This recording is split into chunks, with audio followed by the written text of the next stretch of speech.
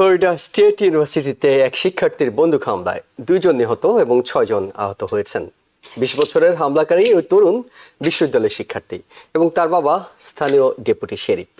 নিজের মায়ের বন্দুক ব্যবহার করে এই হামলা চালান তিনি। এই ঘটনায় উদ্বেগ বিরাজ করছে হার্ভার্ড বিশ্ববিদ্যালয় নিয়ে সরকার নেওয়া নানা পদক্ষেপেও। সিএনএন এর রিপোর্ট বলছে, ট্রাম্প প্রশাসনের সংস্কার প্রস্তাব মানতে রাজি না হওয়ায় বিশ্ববিদ্যালয়টির ট্যাক্স মুক্ত সুবিধা বাতিল করার পরিকল্পনা করছে আইআরএস। বিবিসি জানিয়েছে, হার্ভার্ডে ইন্টারন্যাশনাল স্টুডেন্ট ভর্তি বন্ধের হুমকি দিচ্ছে সরকার। সব মিলে $2 বিলিয়ন ফেডারেল বরাদ্দ বন্ধ হয়ে গেলে বিশ্ববিদ্যালয়টির গবেষণা চরম ব্যাহত হবে বলে মনে করছেন বিশেষজ্ঞরা। দেশের ভিতরে বড় ঘটনা, জন্মসূত্রে নাগরিকত্ব বাতিলে প্রেসিডেন্ট ডোনাল্ড ট্রাম্পের নির্বাহী আদেশ বিষয়ে মৌখিক শুনানিতে সম্মত হয়েছে সুপ্রিম কোর্ট। আগামী 15 মে এই শুনানি অনুষ্ঠিত হবে। এটাকে এক ধরনের বিজয় বলে মনে করছে ট্রাম্প প্রশাসন। তবে ফেডারেল চেয়ার জেরোমে পাওয়েল ট্যারিফ নিয়ে যে অনিশ্চয়তার কথা বলছেন, এর তীব্র প্রতিক্রিয়া জানিয়ে প্রেসিডেন্ট ট্রাম্প বলছেন, ফেড চেয়ার রাজনীতি করতে শুরু করেছেন। প্রেসিডেন্টের বক্তব্যটা আমরা শুনে আসতে চাই। Because we have a Federal Reserve Chairman that is playing politics, somebody that I've never been very fond of actually, but he's playing politics. Interest rates should be down now. They should be coming down. In Europe, as you know, they reduced them, I guess 7 times. It looks like they're going to reduce them again and again and again, but our guy wants to play cute.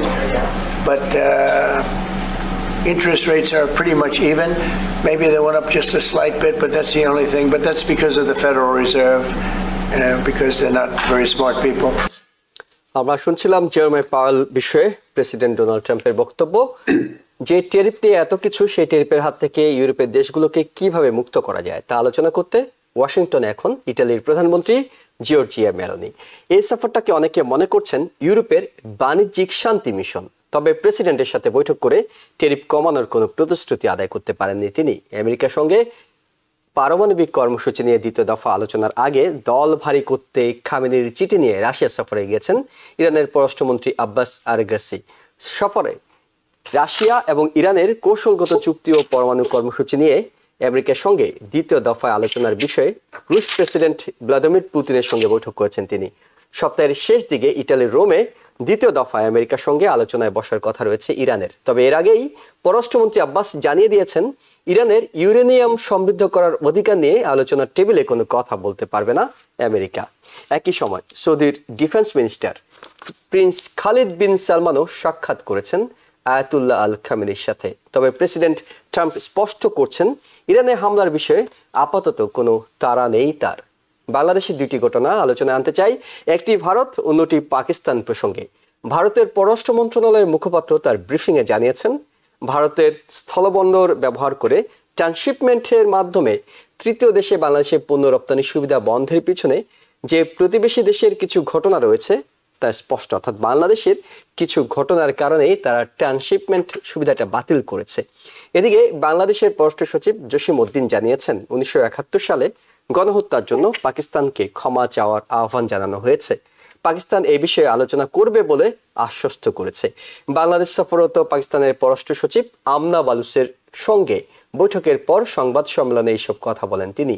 পররাষ্ট্র সচিব জানান, দ্বিপাক্ষিক সম্পর্ক এগিয়ে নেওয়ার বিষয়ে একমত বাংলাদেশ ও পাকিস্তান। তবে সম্পর্ক শক্ত ভিতের উপর দাঁড় করাতে অতীতের বিষয়গুলো সমাধানের বিকল্প নেই। সমাধান আসলে কতটা হয় তা জানি না, তবে আলোচনা অব্যাহত রাখতে হয়। তাই আমরাও অনুষ্ঠানে আলোচনা অব্যাহত রাখি এবং সেই আলোচনায় অর্থাৎ TVN 24 নিউজ নেটওয়ার্কের নির্মিত আয়োজন আর ডেমোক্রেসি অনুষ্ঠানে সবাইকে স্বাগত জানাচ্ছি। আমি এহসান জুয়েল। আমাদের সাথে বিশেষজ্ঞ অতিথি হিসেবে যুক্ত হচ্ছেন school of science and allied হেলথের professor doctor Mohsin U Patwary এবং বাংলাদেশ ল সোসাইটি US এর general secretary advocate Abdur Rashid. আপনাদের দুজনকে স্বাগত জানাচ্ছি। Professor doctor Mohsin U Patwary, শুরুতে যে বিষয়টি আপনার কাছে জানতে চাই, জন্মসূত্রে নাগরিকত্ব বাতিলের বিষয়ে প্রেসিডেন্ট ডোনাল্ড ট্রাম্প দায়িত্ব নেওয়ার প্রথম দিনে এক্সিকিউটিভ অর্ডার দিয়েছিলেন এবং 14 অ্যামেন্ডমেন্টের এই বিষয়টি অনেকে ধারণা করছিল আদালতে গেলে এটি একেবারেই টিকবে না, কিন্তু সুপ্রিম কোর্ট আগামী 15 মে এই বিষয়ে মৌখিক শুনানির বিষয়ে সম্মত হয়েছে এবং এটিকেই অনেক বড় একটা অর্জন বলে মনে করছে ট্রাম্প প্রশাসন। অর্থাৎ শেষ পর্যন্ত কি এমন একটা আশঙ্কা তৈরি হতে পারে যে জন্মসূত্রে নাগরিকত্বের বিষয়টি আদালত প্রেসিডেন্ট যে এক্সিকিউটিভ অর্ডার দিয়েছেন সেটি বহাল রাখতে পারেন? আপনাকে অসংখ্য ধন্যবাদ। আসলে হোয়াইট হাউস যে রায়টা যে আগামী মেতে যেটা হওয়ার কথা, সেই জিনিসটা কিন্তু জন্মসূত্রের নাগরিকত্ব বাতিলের ব্যাপার না। এই ব্যাপারটা হলো যে এই যে সার্কিট কোর্ট, জাজরা যে নেশন ওয়াইড যে একটা ইনজাংশন জারি করে বা এক্সিকিউটিভ অর্ডারের বিরুদ্ধে করা, ওটাকে লিমিট করার জন্য এটা অনুরোধ করা হয়েছে। আর আপনি যেটা বললেন জন্মসূত্রে নাগরিকত্ব 14 অ্যামেন্ডমেন্ট, যেটা তো 1898 সালের যেই ইউএস ভার্সেস ওয়াং কিম মামলায় সুপ্রিম কোর্টে যে রায় দিয়েছে যে সেখানে যারা এখানে জন্মগ্রহণ করবে তারা এই আমেরিকার নাগরিক হিসাবে পরিগণিত হবে। কিন্তু ওর মধ্যে একটা ক্লজ আছে যে সাবজেক্ট টু দি জুরিডিকশন একটা কথা বলা আছে। এখন রিপাবলিকানরা কিছু কনজারভেটিভ ল মেকার মনে করছে এই সাবজেক্ট টু জুরিডিকশনের মধ্যে আপনার যে যারা ইলিগাল ইমিগ্রেন্ট ওরা পড়ে না। তো এই জিনিসটা আর কি, এটা কিন্তু মেরিল্যান্ডে যে ওয়াশিংটন ডিসিতে যে ইনজাংশনটা দিয়েছে যে প্রেসিডেন্ট ট্রাম্পের এক্সিকিউটিভ অর্ডার কার্যকর না করার জন্য, সেটা follow up by Maryland.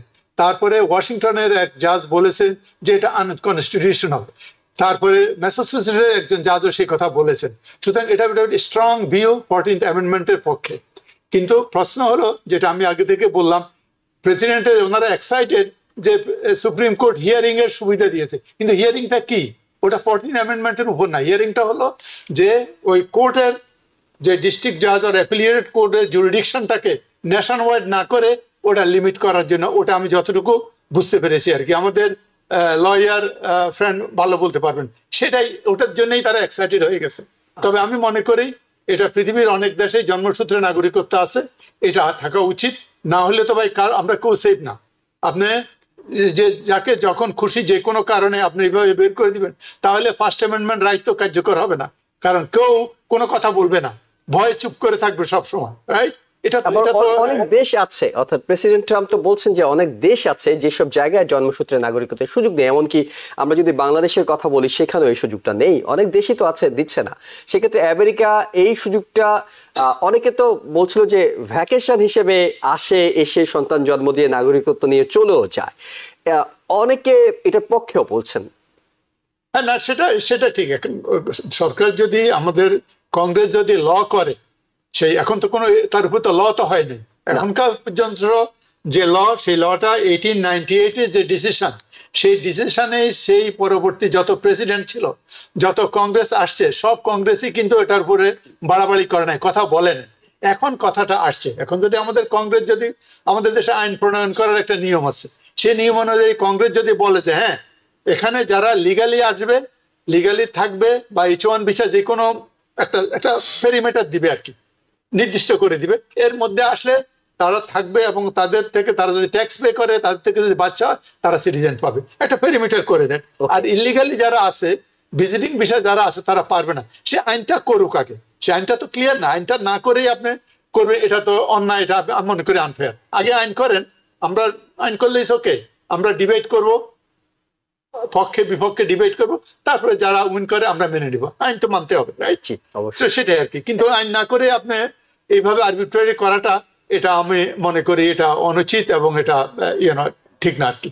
G, advocate Abdur Rashid, আপনার মতামতটা জানতে চাই। সেটি হলো যে যেটি আলোচনায় উঠে আসছে যে একটা ফ্রেমের মধ্যে নিয়ে আসা, অর্থাৎ একেবারে ওপেন করে না দিয়ে এই জন্মসূত্রে নাগরিকত্ব কি ফ্রেমের মধ্যে নিয়ে আসা দরকার, নাকি আমেরিকার যে ভ্যালুসটা ক্যারি করে, আমেরিকা যে আগে দীর্ঘদিন ধরে যে প্রথাগত নিয়মের উপর দাঁড়িয়ে আছে আমেরিকা, সেই আমেরিকা মানুষের জন্য যে সুযোগ সুবিধাগুলো তৈরি করেছে সেটি না কমানোর বিষয়। অর্থাৎ আপনার মতামতটা জানতে চাই। একই সঙ্গে এই যেটি 15 মে সুপ্রিম কোর্ট শুনানিটা হচ্ছে, সেটা নিয়ে কি ট্রাম্প প্রশাসন যতটা উচ্ছ্বসিত হচ্ছেন, উচ্ছ্বসিত হওয়ার মতো যথেষ্ট কারণ কি আছে?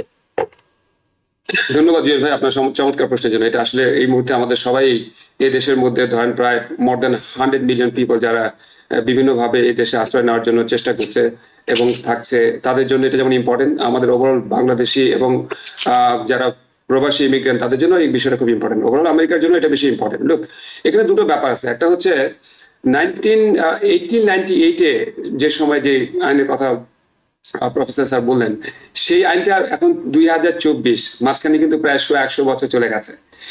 কংগ্রেস যে সংবিধানটা আমাদের দিয়েছে এবং 14 অ্যামেন্ডমেন্ট যেটা ওখানে আছে, এটা কিন্তু কোনো বাইবেল না যেটাকে চেঞ্জ করা যাবে না। যে কোনো জিনিসই কিন্তু জনগণের চাহিদা অনুযায়ী সময় প্রেক্ষিতে সেটা কিন্তু অ্যামেন্ড হতে পারে, পরিবর্তন হতে পারে, সংশোধন হতে পারে। এখন কথা হচ্ছে যে আমরা যারা ইমিগ্রেন্ট পিপল, আমরা যদি একটা সাইড থেকে পয়েন্ট অফ ভিউ থেকে দেখি, এটা আমাদের কাছে মনে হবে যে জন্মসূত্রে নাগরিকত্ব আসলে বাতিল করা উচিত না, বিকজ আমরা এটার বড় বেনিফিশিয়ারি।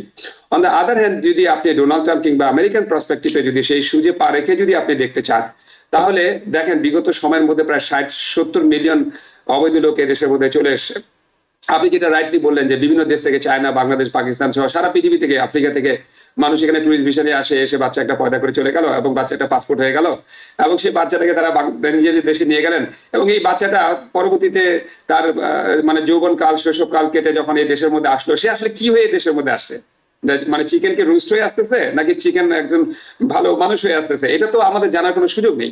তো যার ফলে একটা সময় ছিল যখন মানুষের ডিমান্ড ছিল, অনেক লোক আসার দরকার ছিল, কিন্তু যেহেতু ইতিমধ্যে এখন বাস্তবতা একটু ভিন্ন এবং ডোনাল্ড ট্রাম্প যে কথাগুলোকে সামনে রেখে তিনি ইলেকশন ক্যাম্পেইন করেছেন, যেগুলোর উপর জনগণ তাকে ভোট দিয়েছে, সেগুলো জিনিস তো তাকে কিছু না কিছু করতেই হবে।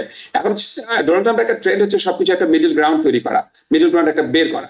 সুপ্রিম কোর্টে কোনো একটা কোর্ট যেই ইস্যু নিয়ে ওখানে যাওয়া হয়েছে, এটা কিন্তু একটা স্ট্যান্ডিং এবং ওখানে গিয়ে কিন্তু আলোচনা হবে। অবশ্যই একটা যখন কেস কখনো স্ট্যান্ডিং নিয়ে সুপ্রিম কোর্টে যায়, তখন কিন্তু সারাউন্ডিং এবং পার্সপেক্টিভ অনেক বিষয় কিন্তু সেখানে আলোচনা হয় এবং অবশ্যই 14 অ্যামেন্ডমেন্ট সেখানে আলোচনার মধ্যে আসবে। এবং যেটা ট্রাম্প প্রশাসন মনে করছে যে এটা তাদের জন্য একটা ভিক্টরি।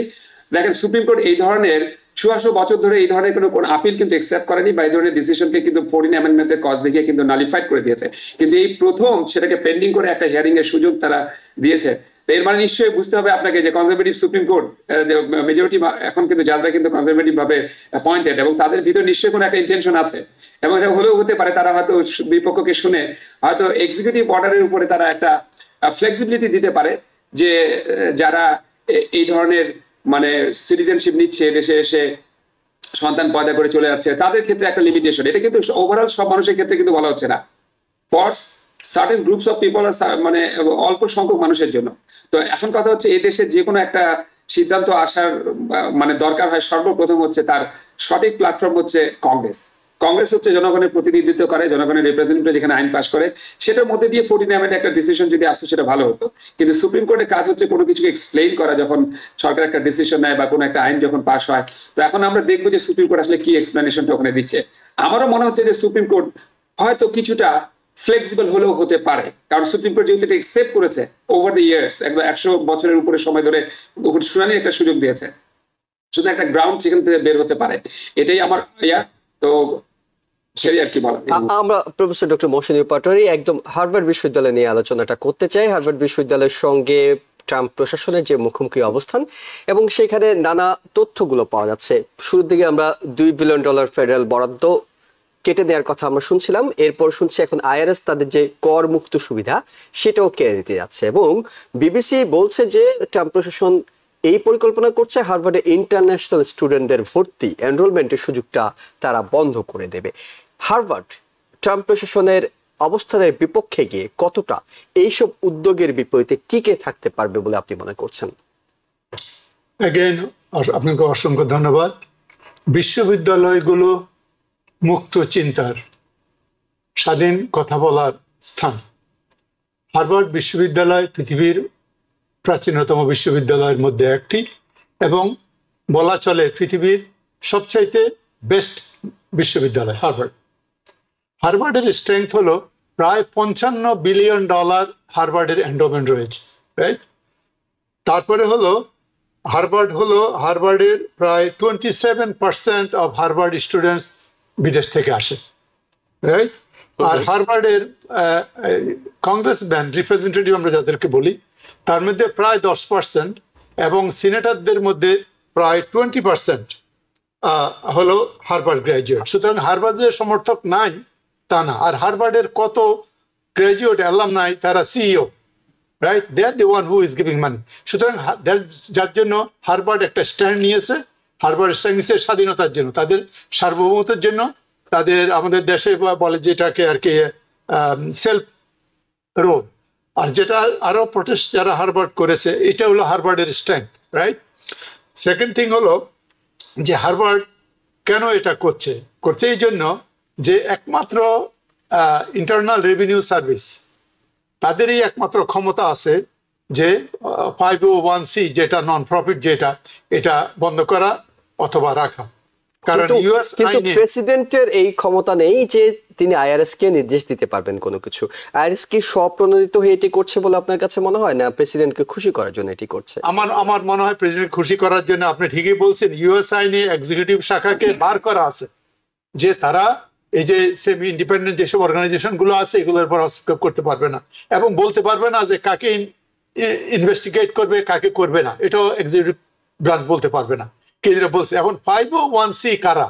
501c ট্যাক্স এক্সাম যেটা আর কি, সেটা হলো যেসব নট ফর প্রফিট অর্গানাইজেশন, যার মধ্যে আছে আপনার religious organisation like church, synagogue, mosque, এগুলো আছে। কেন এরাদেরকে দেওয়া হয়েছে যে এরা they are doing something good for humans, something good for public cause, মানুষের সুবিধার জন্য, মানুষের ভালোর জন্য কাজ করে, সেই জন্য তাদেরকে করা হয়েছে। এবং হার্ভার্ড যেহেতু হাজার হাজার লক্ষ লক্ষ ছেলে মেয়েদেরকে শিক্ষিত করছে, আমেরিকার যে ব্রেইন, আমেরিকান যে রিসার্চ, তাদের হার্ভার্ড অ্যালামনাইদের কন্ট্রিবিউশন ট্রিমেন্ডাস। এই যে এই স্ট্রেংথগুলোর কারণেই হার্ভার্ড দাঁড়ায়। হার্ভার্ড যদি দাঁড়াতে না পারে তাহলে আর কারো অত শক্তি নাই। এখন দেখা যাক সেটা কতটুকু অ্যাডমিনিস্ট্রেশন এটাকে ইমপ্লিমেন্ট করে। আমি মনে করি এটা একটু বেশি হয়ে যাচ্ছে আর কি। বিশ্ববিদ্যালয়ের আগেও কিন্তু যখন প্রথমবার আমাদের প্রেসিডেন্ট ট্রাম্প 101-এ আসছেন তখন তিনি, এবং সবচেয়ে বড় কথা হলো যে হ্যাঁ, আমরা আপনার পয়েন্টগুলো অনেকটুকু পরিষ্কার আমাদের কাছে। যেখানে হার্ভার্ডের এন্ডোমেন্ট আছে $50 বিলিয়ন মতো, সেখানে যদি $2 বিলিয়ন কেটে নেওয়া হয় তাহলে হয়তো আমরা ভাবছি যে হার্ভার্ড টিকে থাকবে। এবং হার্ভার্ডের রাজনৈতিক শক্তি আছে, যেটি আপনি সংখ্যাগত তথ্য দিয়ে বলছিলেন যে 10% কংগ্রেসম্যান হার্ভার্ডের অ্যালামনাই, 20% সেনেটর হার্ভার্ডের অ্যালামনাই, সিওদের কথাও আপনি বলছিলেন। কিন্তু যেটি মূল সমস্যা হয়ে দাঁড়াবে সেটি হলো যে গবেষণা খাতে যখন বরাদ্দটা কমে যাবে, এবং সেটি তো আসলে কোনো না কোনো, এবং এটা তো শেষ নয়, সামনের দিনে নিশ্চয়ই হার্ভার্ডের জন্য আরো নতুন কোনো বিষয় আসতে পারে।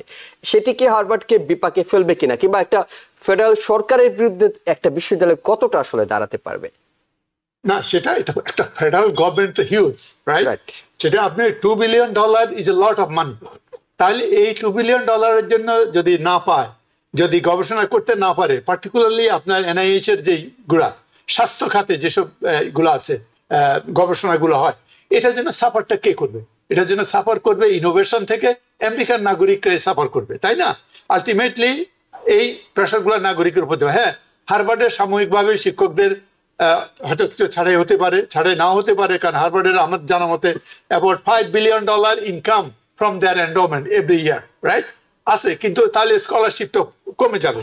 হ্যাঁ, ওদেরকে মেরে ফেলতে পারবে না, কিন্তু তাদের সাফার করবে বিশেষ করে আমেরিকান নাগরিক, আমেরিকার গবেষণা, আমেরিকান হসপিটাল, আমেরিকার চিকিৎসা সেক্টরটা, এবং এটা অত্যন্তভাবে সাফার করবে বলে আমি মনে করি আর কি। এবং সামনের দিনগুলোতে আসলে দেখার সুযোগ রয়েছে আমাদের যে কোন জায়গায় যাচ্ছে এই ডিবেটটা। এবং তারা যে আমেরিকার যে ট্যাক্স দেয় না বিশ্ববিদ্যালয়গুলো, তা ঠিক না। এর আগের বার 58 ইউনিভার্সিটি, রিচেস্ট ইউনিভার্সিটিকে ট্যাক্স করা হয়েছে 1.4% সারচার্জ। এতে করে $244 million every year federal government earn করতেছে। সো এটা দিয়ে আসছে ওরা। জি, অ্যাডভোকেট আব্দুর রশিদ, সেই জায়গায় অর্থাৎ এই যে আর্নের জায়গাটা, এবং সেই জায়গা থেকে ট্যারিফ প্রযোজ্য হলো পুরো বিশ্বের জন্য, 90 দিনের জন্য স্থগিত করা হলো।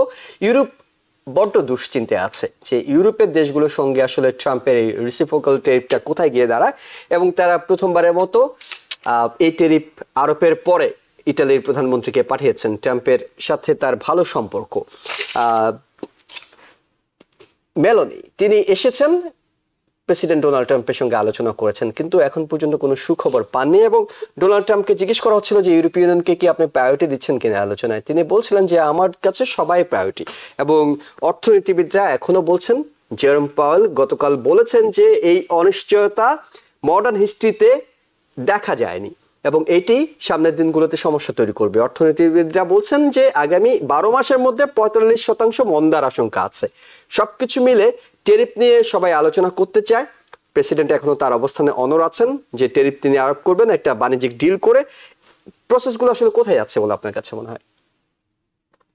লোক আমি বর্তমানে পৃথিবীতে তো একটা যুদ্ধ চলছে, এটা আপনি জানেন যে পৃথিবীতে অনেক ধরনের যুদ্ধ হয়, এটা হচ্ছে বাণিজ্যিক যুদ্ধ, এবং এই যুদ্ধের মধ্যে দিয়ে আমেরিকার যে সুপেরিয়রিটি বা আমেরিকার যে ইম্পেরিয়ালিজম সেটাকে রিএস্টাবলিশ করার সর্বোচ্চ চেষ্টা হচ্ছে বর্তমানে প্রেসিডেন্টের মধ্যে দিয়ে, এবং তিনি যেটা বলেন যে আমেরিকাকে আবার গ্রেড করা, অর্থাৎ আমেরিকার সুপেরিয়রিটিকে আরো বেশি এস্টাবলিশ করা সারা ওয়ার্ল্ডের মধ্যে। লোক উনি নির্বাচিত হয়েছেন, উনি ক্ষমতা নিয়েছেন, এখনো পর্যন্ত 6 মাসও হয়নি। আমাদেরকে ওয়েট এন্ড সি করতে হবে। তার অনেক কাজ আপাত দৃষ্টিতে আপনার কাছে খারাপ লাগলেও আপনাকে যদি আপনি এটার জাজমেন্ট দিতে চান তাহলে আপনাকে অবশ্যই আরো একটু ওয়েট করতে হবে। লোক সে ট্যারিফ পজ করেছে, নেগোসিয়েশনের দরজা সে ওপেন রেখেছে, রাইট? এখন এর মধ্যে দিয়ে কি সে আসলে করতে চায়? আসলে এর মধ্যে দিয়ে এগেন সে সবসময় একটা মিডল গ্রাউন্ড খুঁজে, যেখান থেকে সে এই দেশের অর্থনীতি এবং এই দেশের আধিপত্যবাদকে সে পুনরুদ্ধার করতে চায় এবং সেটাকে এস্টাবলিশ করতে চায়। এখন দেখেন ইউরোপীয় ইউনিয়নের সাথে আমাদের বাণিজ্য ঘাটতি প্রায় $350 বিলিয়ন, রাইট? ওরা $600 বিলিয়ন আমাদের কাছে রপ্তানি করে, আমরা $250 বিলিয়ন তাদের কাছে রপ্তানি করি। এখন কথা হচ্ছে, যদি আপনি ট্যারিফের অস্ত্র যদি ঘাড়ে চাপিয়ে দিয়ে যদি নেগোশিয়েট করে এখান থেকে যদি $100 বিলিয়ন যদি সেভ করতে পারেন, তাহলে তো এটা জাতির জন্য অবশ্যই একটা ভালো দিক। এবং দ্বিতীয় বিষয় হচ্ছে যে আমেরিকা কিন্তু একটা বড় ঋণ আছে চায়নার কাছে, প্রায় more than $1 ট্রিলিয়ন কিন্তু এই ঋণটা কিন্তু আছে। আমেরিকার ঋণের কারণে আপনি দেখেন মাঝে মাঝে সংসদে এগুলো নিয়ে সরকার পর্যন্ত স্থগিত হওয়ার যে প্রবণতা আমরা মাঝে মাঝে কংগ্রেসে দেখি। অর্থনৈতিক একটা টার্মোল আছে। Having said that, Elon Musk ডজের দায়িত্ব নেওয়ার পরে সে যে কাজগুলো করেছে এবং এর মধ্যে দিয়ে যে একটা সেভিং এর কথা বলা হচ্ছে, যে হ্যাঁ বিভিন্ন জায়গায় কাটছাট করে সে মানি সেভ করেছে, এবং সেগুলোর উপরে বেস করে সে পাওয়েলকে বলেছে যে ট্যাক্স কাট করার জন্য, যাতে সেই সুবিধা জনগণ যাতে পায়, কারণ হচ্ছে এখন যথেষ্ট অর্থ আছে বলে তারা মনে করছে ফেডারেল গভর্নমেন্ট। ইউরোপিয়ান ইউনিয়নের মধ্যে ট্যাক্স কাট করেছে প্রায় 0.25%, সুতরাং সেই দিক থেকে আমেরিকারও কাট করা উচিত। এটা হচ্ছে ডোনাল্ড ট্রাম্প এবং তার প্রশাসনের লজিক। কিন্তু পাওয়েল যেটা মনে করছেন যে দেখেন একটা দেশের ট্যাক্স কাট, এখানে ফার্স্ট অফ অল ফেডারেল যে আপনার যে ব্যাংক আছে, ফেডারেল ব্যাংকটা কিন্তু সরকারি ব্যাংক না, এটা কিন্তু বেসরকারি ব্যাংক। যদিও সরকার সেখানকার চেয়ারম্যানকে নিয়োগ দেয়, কিন্তু সেই নিয়োগকে কিছু গ্রাউন্ড আছে, সেগুলো ব্যক্তিগত মানে ঝগড়া বা মতভিন্নতা বা খারাপ ব্যবহার ইত্যাদি ছাড়া কিন্তু আপনার ফেডারেল রিজার্ভ বা ফেডারেল ব্যাংকের চেয়ারম্যানকে কিন্তু আপনি সরাতে পারবেন না। এবং ফেডারেল ব্যাংকের চেয়ারম্যানকে যখন ট্যাক্স কাট করতে হয় তখন তাকে অনেক কিছুই কিন্তু দেখতে হয়। শুধুমাত্র রিজার্ভ দেখলেই হবে না, অর্থনীতি কেমন, অন্যান্য যে ক্রেডিট ব্যুরোগুলো আছে সে কি রিপোর্ট দিচ্ছে, আমাদের ট্যাক্স, ক্রিপ্টো মার্কেট কেমন, শেয়ার মার্কেট কেমন, এরকম বিভিন্ন রিয়েল এস্টেট মার্কেট কেমন, এমন অনেক তথ্য উপাত্ত বিবেচনা করে কিন্তু এই স্বাধীন প্রতিষ্ঠানটি কিন্তু সিদ্ধান্ত নেয়। কিন্তু যখন আমরা দেখি যে প্রেসিডেন্ট, যেটা আগে কখনো হয়নি, তিনি সরাসরি যখন ফেডারেল চেয়ারম্যানকে যখন হুমকি দেন তাকে সরায় ফেলবেন ইত্যাদি কথা বলছেন, এর মধ্যে দিয়ে তিনি তার একটা এজেন্ডা বাস্তবায়ন করতে চান। এবং তার এজেন্ডা হচ্ছে যে তিনি আপনারা সবাই এটা আমরা বুঝতেই পারি যে তার এজেন্ডা হচ্ছে যে এই দেশের মধ্যে একটা আপাতত অস্থিরতা তৈরি করার মধ্যে দিয়ে একটা বেনিফিট তৈরি করা। হয়তো তার থার্ড টার্ম তার একটা অ্যাম্বিশন থাকতে পারে, এরকম কথা তিনি অলরেডি বলেছেন। তিনি হয়তো অর্থনীতি, আমার কাছে এটা মনে হয় হয়তো অর্থনীতি ভালো হতে পারে, খুব ভালো হতে পারে, যেটা আমার কাছে মনে হয়। কিন্তু এটা যদি কোনো কারণে মিস হয়ে যায়, এটা মনে করেন যে হিট অর লস এরকম একটা পজিশনে চলে যেতে পারে। হয়তো একটা সময় গিয়ে আমেরিকা একটা বড় রিসেশনের মধ্যে চলে যেতে পারে। হয়তো পাওয়েলই সঠিক হতে পারে, কারণ সে হচ্ছে অনেক অভিজ্ঞ মানুষ। ডোনাল্ড ট্রাম্প তাকে নিয়োগ দিয়েছে, 3 টার্ম প্রেসিডেন্ট সময় সে ফেডারেল চেয়ারম্যান রয়েছে। সুতরাং তার কথাকে শোনাটা আমি মনে করি গুরুত্বপূর্ণ, কারণ প্রেসিডেন্টের তুলনায় ফেডারেল রিজার্ভ চেয়ারম্যান কেবলমাত্র বলতে পারবে যে ইনফ্লেশন কোন পর্যায়ে আছে, এবং বিভিন্ন রিপোর্ট অনুযায়ী ইনফ্লেশন 40-50% পর্যন্ত হবার সম্ভাবনা রয়েছে। সুতরাং আমি মনে করি যে সরকারকে আসলে তার উপর চাপ প্রয়োগ করা উচিত না, এটা অনুচিত, এটা অনৈতিহাসিক, মানে এটা হওয়া উচিত না। কারণ হচ্ছে যে আমেরিকার ক্রেডিটের উপরে, আস্থার উপরে কিন্তু সারা পৃথিবীর অর্থনীতি এবং ক্রেডিট কিন্তু ডিপেন্ড করে। সুতরাং আমেরিকার ফেডারেল ব্যাংকে আসলে ইন্ডিপেন্ডেন্টলি সিদ্ধান্ত না দেওয়া উচিত বলে আমি মনে করি। ডক্টর মহসিনুর পাটোয়ারী, 1 মিনিট শুনবো আপনার কাছে এই বিষয়টি, যে প্রেসিডেন্ট বলছেন ফেড চেয়ার রাজনৈতিক বক্তব্য রেখেছেন, তিনি কি আসলে তার যে বক্তব্যটি গতকালকে তিনি দিয়েছেন দেশের অর্থনীতি নিয়ে, এটি কি আপনার কাছে রাজনৈতিক মনে হচ্ছে, না মনে হচ্ছে এটা বাস্তবিক একটা বিষয়? এটা একটা বাস্তবিক, কারণ এই যে ইনফ্লেশন আপনি তো বললেন 45-50 ইকোনমিস্টের কাছ থেকে যে সার্ভে নিয়েছে, সবার মত যে ইনফ্লেশন হবে, ইনফ্লেশন হওয়ার সম্ভাবনা আছে, রিসেশনের সম্ভাবনা 45% আপনি বলেছেন। এটা একটা ভাই সোজা কথা। সোজা কথা হলো ট্যারিফ বিভিন্ন দেশ দিয়ে থাকে, কি জন্য দেয়? ফান্ড রেজ করার জন্য, ফেডারেল গভর্নমেন্টের ফান্ড রেজ করার জন্য। এখন আমেরিকাও যদি 10% যে ট্যারিফটা দিয়েছে, এর আগের সেশনে আমরা একবার আলাপ করেছিলাম, এই 10% ট্যারিফটা ফেডারেল রিজার্ভে যাচ্ছে, ফেডারেল গভর্নমেন্টের কাছে যাচ্ছে, কিন্তু এই টাকাটা কিন্তু দিচ্ছি আমরা জনগণ। পাবলিকের কাছ থেকে আপনি যেমন আমাদের সিটি ট্যাক্স দেই, নিউ ইয়র্ক স্টেট ট্যাক্স দেই, রাইট? ওইভাবে এখন ফেডারেল গভর্নমেন্ট ট্যাক্স ধার্য করতে পারে না, বলবে যে তাহলে ট্রাম্প ট্যাক্স, রাইট? হয়েছে, সেটা না করে মার্কেট থেকে ওইভাবে উঠে নিয়েছে। এটা আপনার লামসাম আপনার স্যালারির উপর না দিয়া যে পারচেজ করবে সেই ট্যাক্সটা দিবে। অ্যাকচুয়ালি ইটস নট চায়নার থেকে টাকাটা যাচ্ছে না, যাচ্ছে আমাদের থেকে। ওদের বিজনেসের একটু অসুবিধা হতে পারে, এটা একটা। 2 নম্বর হলো যে এটা রাজনৈতিক বক্তব্য কেন হবে? কারণ ইনফ্লেশন হইলেই আপনার ওই যে ইয়েকে ইন্টারেস্ট রেটটাকে বাড়াইতে হবে ইনফ্লেশন কন্ট্রোল করার জন্য। এটা তো ইকোনমিক্সের একটা লজিক, এটা রুল। সেই রুলের বিরুদ্ধে তো উনি বলছেন না, উনি তো সেইভাবেই করে আসছে। এখন আপনি বললেন তার লংজিভিটি, এই যে আমাদের ভাই বললো লংজিভিটি, সে শুধু ট্রাম্প বলেন, এর আগেও তো উনি ছিলেন, উনি চেয়ারম্যান ছিলেন, সুতরাং উনি অত্যন্ত অভিজ্ঞ। আর এই যে সুপ্রিম কোর্টের 1935 সালে যে অ্যাপিলিয়েট ডিভিশন যে একটা অথরিটি দিছে, সেই অথরিটি একমাত্র কংগ্রেসকে দেওয়া হয়েছে to remove any commissioner or this kind of position for cause, not willy-nilly, right? কিন্তু প্রেসিডেন্টকে সেই দায়িত্ব দেওয়া হয়নি। হ্যাঁ, প্রেসিডেন্ট তার কংগ্রেস যদি মেজরিটি থাকে তাদেরকে ইনফ্লুয়েন্স করতে পারে, বাট প্রেসিডেন্টের ওটার উপরে কোনো ক্ষমতা নেই বলে আমি মনে করি। আর জর্জিয়া মেলন যেটার জন্য আসছেন, উনি নাপাক, উনি তো যেহেতু conservative, he is the only European leader যে ইনভাইটেড ওনার ইয়েতে ইনঅগ্রেশনে ইনভাইট হয়েছে। এবং মরণি এটা তো বাইলেটারাল না, Italy is a part of 27 European Union nation, তারা very much compact interlinked, right? সুতরাং ওনার থ্রুতে বলে তার সাথে সম্পর্ক ভালো আছে, সেই হিসাবে যদি কিছু কনসেশন নিতে পারে। হ্যাঁ, তবে প্রেসিডেন্ট ট্রাম্পের একটা স্ট্র্যাটেজি যেটা এই যে এই জিনিসগুলা বলে যে একটা নেগোসিয়েশন করা, রাইট, আমাদের ট্রেড ডেফিসিটটা কমানো, এটা তার একটা স্ট্র্যাটেজি হতে পারে। কিন্তু এর মধ্যে একটা জিনিসটা আপনার লক্ষ্য করছেন কিনা, এই যে অনিশ্চয়তা সবচাইতে খারাপ ইকোনমির জন্য। এই অনিশ্চয়তার জন্য stock market trillions of dollars pension fund gone. এই অনিশ্চয়তার জন্য বিলিয়নিয়াররা বিলিয়ন ডলার কামাই নিয়ে গেছে, রাইট? বিক্রি করে দিচ্ছে, কমছে, আবার কিনছে, বাড়াইছে। এই যে অনিশ্চয়তা এখন পৃথিবীতে এই ট্যারিফ নিয়ে যে অনিশ্চয়তা হয়েছে, এই অনিশ্চয়তার জন্য বিনিয়োগকারীরা কোনো এই ফ্লেক্সিবিলিটির জন্য, এই কোনো ইনকনসিস্টেন্ট জন্য বিনিয়োগ করতে আসতে চায় না। এখন আমেরিকাকে তারা সেফ হেভেন মনে করে না ইনভেস্টমেন্টের জন্য, সবাই টাকা ধরে রাখছে। কিন্তু এখন আমাদের পেনশন আছে, আমরা কিছু করতে পারি না, কিন্তু বিলিয়নিয়াররা টাকা হোল্ড করে রাখছে, এখন মার্কেটে ছাড়ছে না, কারণ তারা বুঝতে পারছে না ইকোনমিটা কোন দিকে যাবে।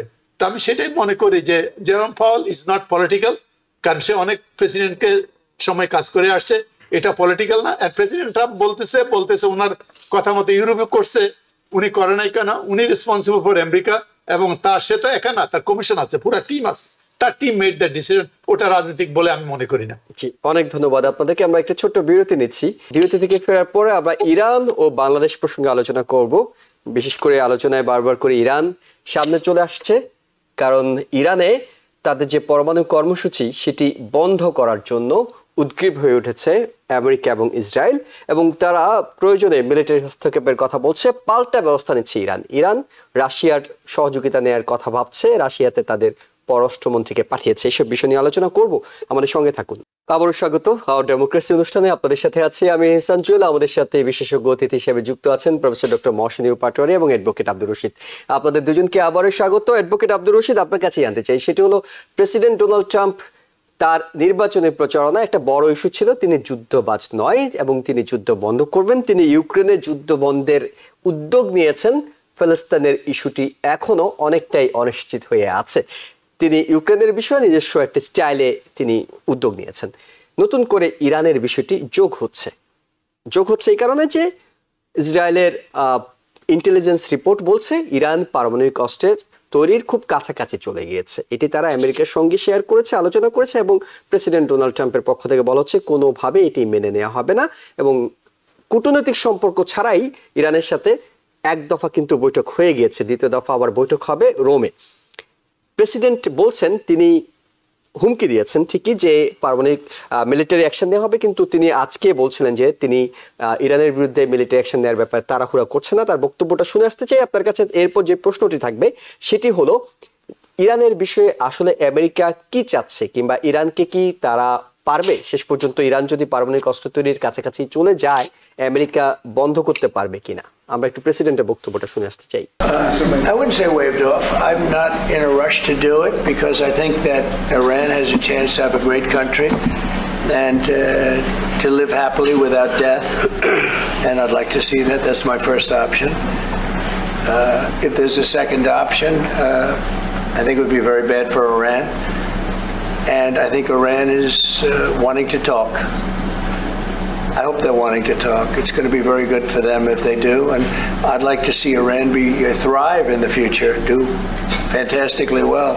And I don't want to do anything that's going to hurt anybody. I really don't. But Iran can't have a nuclear weapon. It's, pretty simple. It's really simple. We're not looking to take their industry. We're not looking to take their land. All we're saying is you can't have a nuclear weapon. The deal that was made with Obama, that deal would have expired already. It was a terrible deal. It would have expired. And that gave them a clear path to a nuclear weapon. I wouldn't have accepted. That's why I terminated the deal. Number one, it was way too short. But no, I'd like to see Iran thrive. And they can do that, I think, very easily, or they can do it the other way, and the other way is not going to be good for them. It's going to be really bad for them. Advocate Abdur Rashid second অপশনে তিনি যেতে চান না, তিনি আলোচনা অব্যাহত রাখতে চান, কিন্তু বিচারবাণী তাল গাছের মতো অনেকটা যে তাদের কোনোভাবেই পারমাণবিক অস্ত্র তো আসলে অধিকারী হতে পারবে না, ইরান এটি বলছে। আলোচনার টেবিলে বসাতে চান এবং ইরান সম্মত হয়েছে, সত্য দুই পক্ষই দিচ্ছে। এই আলোচনা শেষ পর্যন্ত কোনো সমাধান আনবে নাকি আরেকটি যুদ্ধের দামামা বাজতে শুরু করবে? ধন্যবাদ আপনার এই প্রশ্নের জন্য। প্রথমত বলে রাখি যে ইরানকে আসতে হবে, বসতে হবে এবং ফাইনালি একটা ডিল সাইন হবে। অতীতে একটা ডিল সাইন হয়েছে, তার চেয়ে একটা বেটার ডিল সাইন হবে বলে আমি আশা করি। তো আমি লজিকগুলো বলি। First of all, look, America কি চায়? যে আপনি দেখেছেন যে প্রথম বিশ্বযুদ্ধ, দ্বিতীয় বিশ্বযুদ্ধ, এরপরে আমেরিকা ইন্টারন্যাশনাল যে সংস্থাগুলো তৈরি করেছে তার মধ্যে দিয়ে পৃথিবীতে গণতন্ত্র, মানবাধিকার, আইনের শাসন এবং সবকিছুকে ডেভেলপ করার জন্য একটা ওয়ার্ল্ড অর্ডার তৈরি করেছে। এবং এই ওয়ার্ল্ড অর্ডারের সাথে যারা একমত, যারা আমেরিকার সুপেরিয়রিটিকে মেনে নিতে চায়, এই ওয়ার্ল্ড অর্ডারের সাথে থাকতে চায়, তারা কিন্তু আসলে প্রগ্রেস এবং ডেভেলপ করে এবং করবে। যেমন মধ্যপ্রাচ্যে অনেক দেশ আছে, ছোটখাটো দেশগুলো, যেমন আরব আমিরাত, সৌদি আরব, এরা কিন্তু অনেক ধনী হচ্ছে, তেল বিক্রি করতেছে, উন্নত হচ্ছে, আধুনিক প্রযুক্তি ব্যবহার করছে। দক্ষিণ কোরিয়া, জাপান, তাইওয়ানের মতো দেশগুলো দেখবেন যে আমেরিকার শেল্টারের থেকে ওয়ার্ল্ড অর্ডারকে ফলো করে তারাও ডেভেলপ করেছে। তো ডোনাল্ড ট্রাম্পের একটা আর্গুমেন্টকে আমি সাপোর্ট করি যে যদি মধ্যপ্রাচ্যের দেশগুলো, ইরান যদি সেই নিয়মগুলো ফলো করে চলে। আপনারা জানেন যে ইরানের মধ্যে কিন্তু আসলে কনস্ট্রাকটিভ ডেমোক্রেসি বলতে যে ডেমোক্রেসিকে আমরা বুঝি, যেখানে মানুষের মত প্রকাশের স্বাধীনতা, সংবাদপত্রের স্বাধীনতা, এই স্বাধীনতাগুলো কিন্তু ওখানে নেই, যেটা রাশিয়াতেও নেই এবং অনেক দেশগুলোর মধ্যেও নেই। কিন্তু আপনি চীনের মধ্যে সেটা পাবেন না। এখন আসলে আমরা কি চাই? আমরা চাই একটা ট্রান্সপারেন্ট ওয়ার্ল্ড, যে ওয়ার্ল্ডটা একটা অর্ডার থাকবে, সেই অর্ডারকে সবাই ফলো করবে। এখন যেই দেশের মধ্যে গণতন্ত্র চর্চা সঠিকভাবে কনস্ট্রাকটিভলি হয় না, যে দেশে মত প্রকাশের স্বাধীনতা নেই, যে দেশের নারী অধিকার এবং অন্যান্য অধিকার নিয়ে যথেষ্ট আন্তর্জাতিক সংস্থাগুলো উদ্বেগের কারণ আছে, এমন একটি দেশ যদি পারমাণবিক শক্তিধর হয়, তাহলে এটা ওই অঞ্চলের জন্য অবশ্যই উদ্বিগ্ন, তার একটা যথেষ্ট সুযোগ রাখে। এখন কথা হচ্ছে, আরেকটা জিনিস আপনাকে ভাবতে হবে, সেটা হচ্ছে যে ইসরায়েল, তাদের যে এইপ্যাক গ্রুপ আমেরিকাতে এত বেশি শক্তিশালী এবং ইসরায়েল সামরিক দিক দিয়ে এত বেশি শক্তিশালী এবং আমেরিকাতে তার লবি এত শক্তিশালী, তাদের অর্থনীতি এত বেশি শক্তিশালী, এবং এই শক্তিটাকে কিন্তু তারা কাজে লাগিয়ে ওই অঞ্চলে কিন্তু তাদের একটা সুপেরিয়রিটি কিন্তু এস্টাবলিশ করার জন্য কিন্তু তারা যা খুশি তাই কিন্তু করে আসছে। আপনার প্যালেস্টাইন ইস্যুটা আপনি যেটা বললেন, এটা খুবই ন্যাক্কারজনক। লোক, এখন কথা হচ্ছে যে আমরা যেটা ব্যর্থ হচ্ছি সেটা হচ্ছে যে আমেরিকা এই যে পুঁজিবাদী ব্যবস্থা, এই পুঁজিবাদী ব্যবস্থা চলে কিন্তু শক্তি দিয়ে। এখানে কিন্তু মানে আমেরিকা কিন্তু রিয়েল ডেমোক্রেটিক কান্ট্রি যে, সেটা কিন্তু আপনি বলতে পারবেন। আমরা ভোট দিই real Democratic country, but finally রাষ্ট্র চালায় কিন্তু পুঁজিবাদীরা। ডোনাল্ড ট্রাম্পের মতো মানুষ কিংবা এলন মাস্কের মতো মানুষ, এরা আসলে কি চায়? এরা চায় পৃথিবীতে ব্যবসা, কোন দেশের সাথে ব্যবসা হবে, কার সাথে ডিল করে ওখানে পিস রাখা যাবে, সেখান থেকে তারা অর্থনৈতিকভাবে লাভবান হবে, এটাই তো রাইট। এর মধ্যে দিয়ে একটা ওয়ার্ল্ড অর্ডার তৈরি করা, এটাকে আমরা পুঁজিবাদী বিশ্ব বলি। এটা কমিউনিস্ট শাসিত দেশ না, এটা ইসলামিক বা কোনো ধর্মীয় শাসিত দেশ না, এটা পুঁজিবাদী রাষ্ট্র, এবং পুঁজি সেখানে কাজ করবে যেখানে পুঁজির জন্য সুবিধা হয়। তো এখন কথা হচ্ছে যে ইরান আমেরিকার যে শক্তি বা লেভারেজ, এই লেভারেজকে দিয়ে কিন্তু সে রাশিয়াকেও কুপঘাত করতে পারে, পৃথিবীর যে কোনো দেশকে কিন্তু কুপঘাত করে। আপনি দেখবেন যে চায়নাও কিন্তু কুপঘাত হবে, ফাইনালি আমেরিকার সাথে এসে ডিলে বসবে, কারণ আমেরিকার অর্থনীতি এবং সামরিক শক্তি এত বেশি যে সারা পৃথিবীর যে কোনো দেশ এটাকে চ্যালেঞ্জ করতে পারবে না, যদি না সারা বিশ্ব একদিকে না হওয়া যাওয়া পর্যন্ত। তো এই লেভারেজটাই আমেরিকা ব্যবহার করবে এবং ইরানকে টেবিলে নিয়ে এসে একটা চুক্তি অবশ্যই ডোনাল্ড ট্রাম্প করবে বলে এটা আমি বিশ্বাস করি। কিন্তু ইরান যদি বেঁকে বসে, তাহলে কিন্তু এটা যেটা ক্ষতি হবে সেটা আমি বলি, যেমন ইসরায়েলের একটা কিন্তু সেই অঞ্চলে আধিপত্যবাদ এবং আশপাশের দেশগুলোর উপর নিয়ন্ত্রণ এবং ভূখণ্ড দখল করে বড় রাষ্ট্র তৈরি করার যে একটা ভিতরে যে অ্যাম্বিশন আছে, এই অ্যাম্বিশন গুলো কিন্তু আমেরিকাকে দিয়ে কিন্তু তারা ওখানে এস্টাবলিশ করার কিন্তু সর্বোচ্চ চেষ্টা করবে। এই জন্য মধ্যপ্রাচ্যের দেশগুলো, ইরান যদি একটা কনস্ট্রাকটিভ যদি ডিলের মধ্যে না আসে, এটা আলটিমেটলি যেটা কিন্তু ওই মুসলিম ওয়ার্ল্ডের ওই অঞ্চলের ক্ষতি হবে এবং ইরানের ক্ষতি হবে বলে আমি মনে করি, যেখানে আমেরিকার শক্তি এত বেশি ব্যাপক। জি, প্রফেসর ডক্টর মহসিন পাটোয়ারি, সেটা হলো আমরা এই অবস্থায় আলোচনা যখন চলছে তখনই দেখছিলাম যে ইরান রাশিয়ার সঙ্গে চিঠি চালাচালি করছে, পুতিনের সাথে, পুতিনের কাছে চিঠি নিয়ে যাচ্ছেন খামেনির। এই আমেরিকার সঙ্গে যখন একটা স্নায়ুযুদ্ধটা বেড়ে যাচ্ছে তখন রাশিয়ার উপর এক ধরনের সম্পর্ক তৈরি করার চেষ্টা, কিংবা সম্পর্ক আগে থেকে আছে, রাশিয়া কতটা আসলে সাপোর্ট দিতে পারবে বলে আপনি মনে করছেন? সংক্ষেপে, এরপর আমরা বাংলাদেশ বিষয়ে আমি সংক্ষেপে বলবো, রাশিয়ার সাথে ইরানের সম্পর্কটা কি। রাশিয়ার সম্পর্ক হলো যে পার্টনার ইন সিরিয়া, আসাদ গভর্নমেন্টকে রাখার জন্য তারা একত্রে কাজ করেছে। তারপরে হলো আর্ম সাপ্লায়ার, ইউক্রেন ওয়ারের সাপ্লায়ার, অ্যাক্সেস টু গালফ, রাশিয়ার অ্যাক্সেস টু গালফ এবং মিডল ইস্টে একটা ইনফ্লুয়েন্স ক্রিয়েট করে। এটা হলো রাশিয়ার সাথে তাদের সম্পর্ক। এখন রাশিয়ার সাথে আবার রাশিয়ার প্রেসিডেন্ট পুতিনের সাথে আমাদের প্রেসিডেন্ট ট্রাম্পের ভালো সম্পর্ক রয়েছে, যাই বলুন না কেন। সুতরাং ইরান চেষ্টা করতেছে তাদের যে বাইলেটারাল রিলেশনশিপ ইরানের সাথে, রাশিয়ার সাথে, সেই বাইলেটারাল রিলেশনশিপটাকে ইউজ করে প্রেসিডেন্ট ট্রাম্পকে একটু সফট করতে পারে কিনা। অলরেডি রাশিয়ান প্রেসিডেন্ট পুতিন বলছে, রাশিয়া বলছে যে নট টু অ্যাটাক ইরান, এই জিনিসটা তারা ব্যবহার করতেছে। এখন আমেরিকা এবং রাশিয়া এবং China, because they are common friend, because against common enemy হলো ওয়েস্টার্ন, সে ব্যাপারে আছে। আমি মনে করি রাশিয়া একটা কনস্ট্রাকটিভ ভূমিকা এখানে নিতে পারে এবং রাশিয়া বলেছে, একবার আপনার মনে আছে কিনা, বলছে যে আমরা যে ইরানের সাথে নেগোসিয়েশনে আমরা মধ্যস্থতা করতে পারি আর কি। আমার একটা সম্ভাবনা আমরা দেখতেছি। তবে স্ট্র্যাটেজিক্যালি আপনি যেটা বললেন, world is actually might is right. আপনার এখানে কোনো নিয়ম টিমের কোনো ব্যাপার না। আমার হেজিমনি আছে, আমার পাওয়ার আছে, আমি এটা এক্সারসাইজ করব, সেই যে দেশে হোক, তার লোকাল ইনফ্লুয়েন্স আছে, রিজিওনাল ইনফ্লুয়েন্স আছে, এটা সবসময় করে আসে। সুতরাং স্ট্র্যাটেজিক্যালি ইরান এই মুহূর্তে, Iran may fight Israel but they may not able to fight America, is the most power. সুতরাং স্ট্র্যাটেজিক্যালি তাদের যা আছে ওটাকে প্রিজার্ভ করা তাদের উচিত। সেটার জন্য একটা নেগোসিয়েশন, তাদের টেকনোলজি আছে, they can make nuclear bomb, may not be now, maybe 24 years later, 25 years later. R nuclear bomb যে বলছে রগ 11 এর কাছে গেছে, পাকিস্তানের কাছে নিউক্লিয়ার বোম আছে না, নর্থ কোরিয়ার কাছে আছে না, চায়নার কাছে আছে না, রাশিয়ার কাছে আছে না, তারা তো নিউক্লিয়ার বোম ইউজ করতেছে না। Nuclear bomb is now day is a deterrent, is not offensive weapon at all. তো সেই জন্য আর ডেমোক্রেসির কথা, ডেমোক্রেসি ওয়ার্ল্ড আমরা দেখতেছি। জি জি, আমরা এই বিষয়টা নিয়ে হয়তো আলোচনা আজকে করার সুযোগ পাবো না। প্রফেসর মহসিন পাটোয়ারি, আপনার কাছে জানতে চাই, সে বাংলাদেশ প্রসঙ্গে একটু আসি। সেটা হলো, আমরা নরেন্দ্র মোদী এবং প্রফেসর ডক্টর মোহাম্মদ ইউনূসের একটা বৈঠক দেখেছিলাম, অনেকে বলছিল আশাবাদী হওয়ার মতো ঘটনা। তারপর পরে দেখেছি ট্রান্সশিপমেন্ট বাতিল করে দেওয়া হয়েছে, কিন্তু তখন অবকাঠামোগত অসুবিধার কথা বলা হচ্ছিল। এখন ভারতের পররাষ্ট্র মন্ত্রণালয়ের মুখপাত্র বলছেন যে প্রতিবেশী দেশ যে ঘটনাগুলো ঘটছে সেসব কারণে আমরা এটি বন্ধ করে দিয়েছি। অন্যদিকে বাংলাদেশ, এতদিন আমরা দেখতাম যে ইন্ডিয়ার পক্ষ থেকে বাংলাদেশের সংখ্যালঘু নির্যাতন নিয়ে কথা হচ্ছিল, বাংলাদেশের প্রেস সচিব তিনি আবার ইন্ডিয়াতে যে মুসলিম সংখ্যালঘুদের উপর নির্যাতন হচ্ছেন সেটি নিয়েও একটি পাল্টা বিবৃতি দিয়েছেন। অর্থাৎ সম্পর্ক একটু করে বরফ গলতে শুরু করেছিল বলে অনেকে মনে করছেন, কিন্তু আদতে কি মনে হচ্ছে যে বাংলাদেশ যতদিন একটা নির্বাচিত সরকার না আসে ভারত এই ধরনের খোঁচাখুচিগুলো চালিয়ে যাবে? এটা হলো কি, এগুলো তো স্ট্র্যাটেজি, এটা স্ট্র্যাটেজির ব্যাপার আর কি। ভারত বলে আসছে আমাদের সংখ্যালঘু নির্যাতন, এখন আমাদের একটা কাউন্টার একটা দেওয়া।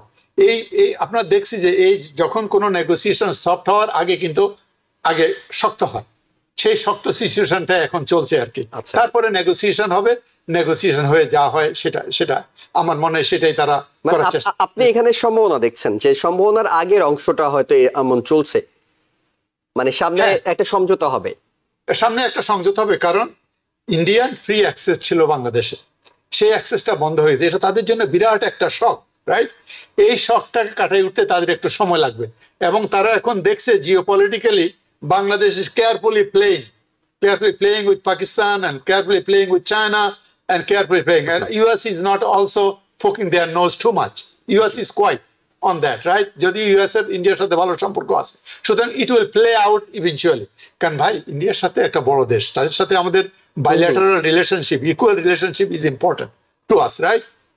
আমরা যেরকম তাদের কাছে গুরুত্বপূর্ণ, নর্থ ইস্টের জন্য, তারাও আমাদের কাছে বিজনেসের জন্য অনেক বেশি গুরুত্বপূর্ণ। সুতরাং এটা মিউচুয়াল বেনিফিটের জন্য একসময় না একসময় এটা হবে, দুই দেশে আদারওয়াইজ সাপোর্ট করবে। ওকে, অ্যাডভোকেট আব্দুর রশিদ, আপনার কাছে জানতে চাই, ভারতের সঙ্গে যখন এই খোঁচাখুচি চলছে তখন পাকিস্তানের সঙ্গে সম্পর্ক উন্নয়নের একটা চেষ্টা শুরু থেকে দেখা যাচ্ছিল। তারা বাংলাদেশকে ভিসা মুক্ত অধিকার দিয়েছে। ভারতের পররাষ্ট্র সচিব 15 বছর পরে একটা এই পর্যায়ে বৈঠক হলো এবং পররাষ্ট্রমন্ত্রীও আগামী কিছুদিনের মধ্যে বাংলাদেশ সফর করবেন। কিন্তু বাংলাদেশ একটা শক্ত দাবি জানিয়েছে 71-এর বিষয়টি মীমাংসা করে এগোনোর জন্য। এই দাবিটি বাংলাদেশ অনেকবার অনেকভাবে জানিয়েছে, পাকিস্তান পাশ কাটিয়ে গিয়েছে। এখন যদি সম্পর্ক সত্যিকারের স্ট্রং করতে চায় তাহলে কি আপনার কাছে মনে হয় এটা সুরাহা করেই সামনে এগোনো উচিত? ধন্যবাদ আপনাকে। আসলে ইস্যু তো অনেকগুলো আছে, ইস্যু প্রতিবেশী দেশদের সাথে সবসময় ইস্যু থাকেই, কিন্তু এর মানে এই না যে কোনো দেশ এগিয়ে যাবে না বা বাইলেটারাল সম্পর্ক আমাদের এগিয়ে যাবে না। লোক পাকিস্তানে বাংলাদেশের এইটাই হওয়া উচিত। বাংলাদেশে আসলে ফরেন পলিসি যে আমরা আমাদের সংবিধানে কিন্তু এটা ইনক্লুড করেছি যে কোনো দেশের সাথে শত্রুতা বিনা বরং সবার সাথে আমাদের বন্ধুত্বপূর্ণ সম্পর্ক থাকবে, রাইট?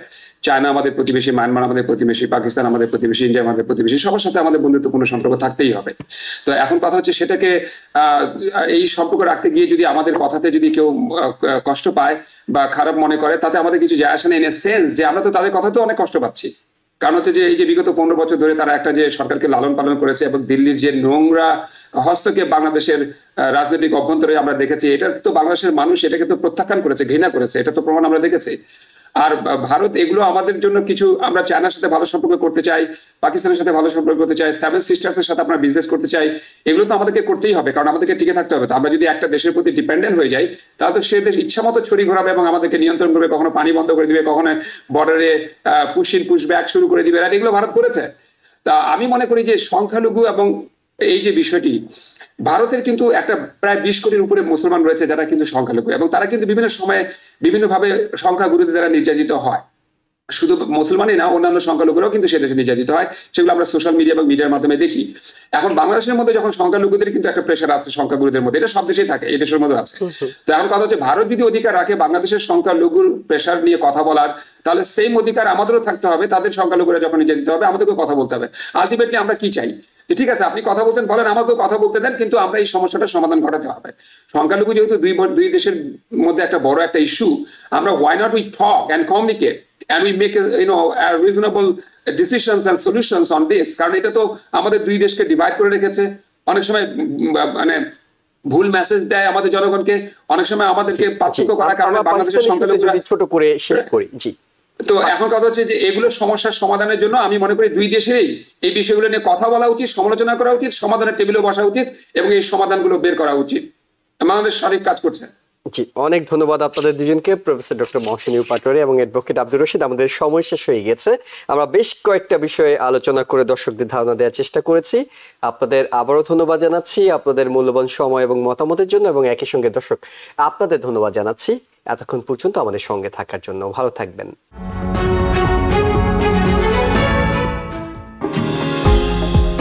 নিউ ইয়র্ক থেকে সম্প্রচারিত TVN 24 টেলিভিশন, বিশ্বজুড়ে বাঙালির কণ্ঠস্বর। TVN 24 টেলিভিশন দেখতে আজই কল করুন 7187776556। লগ ইন করুন www.totalcablebd.com।